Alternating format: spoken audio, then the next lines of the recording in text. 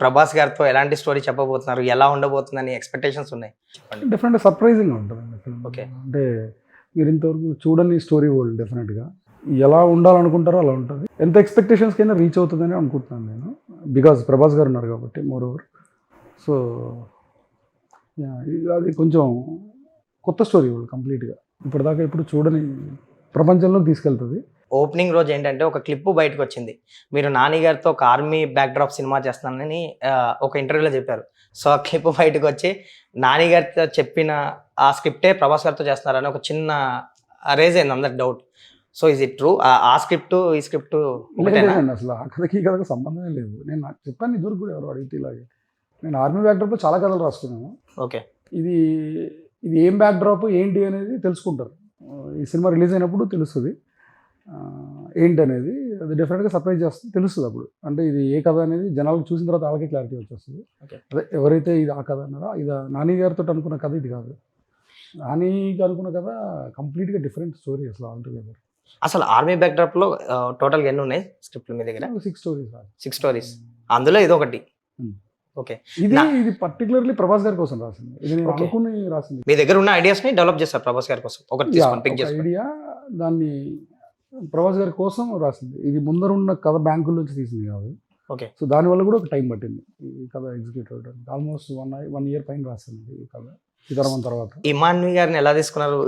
అంటే మీ హీరోయిన్స్‌లో కొంచెం అట్రాక్టివ్‌నెస్ ఉంటది. అందరూ ఇప్పుడు ఒక గ్రాబ్ చేసింది ఆ అమ్మాయి అటెన్షన్‌ని ఓపెనింగ్ నుంచే. నేను ఇన్‌స్టాలోనే చూసాను నేను కూడా ఆ అమ్మాయిని. అందరు చూసినట్టే నేను చూసాను. But as a film maker నాకు ఒక చాయిస్ ఉంది కాబట్టి అమ్మాయి అందులో క్లాసికల్ డాన్సర్ బాగా. సో ఈ అమ్మాయి క్యారెక్టర్ చాలా బాగా సూట్ అవుతుంది ఇప్పుడు దీంట్లో చేయటానికి. సో దానివల్ల అప్రోచ్ అవ్వటం, ఆ అమ్మాయికి ఇంట్రెస్ట్ ఉండటం యాక్టింగ్, తర్వాత పిలిపించడం, 2, 3 ఇది ఒక 1 వీక్ అలా ట్రావెల్ అవ్వటం. సో తెలుగేంటి ఇదేంటి అని అద్భుతంగా చేస్తుంది ఆ అమ్మాయి. ప్రభాస్ గారి లుక్ ఎలా ఉండబోతుంది? క్యారెక్టర్ ఎలా ఉండబోతుంది? ఎందుకంటే ఆయన లుక్ చెప్పాను కదా అన్ని everything is a surprise for sure. అవునా? ఆయన ఎస్పెషల్లీ ఆయన క్యారెక్టర్ గురించి ఎక్కువ మాట్లాడుకుంటారు. అందరూ ఎలా ఉండబోతుంది?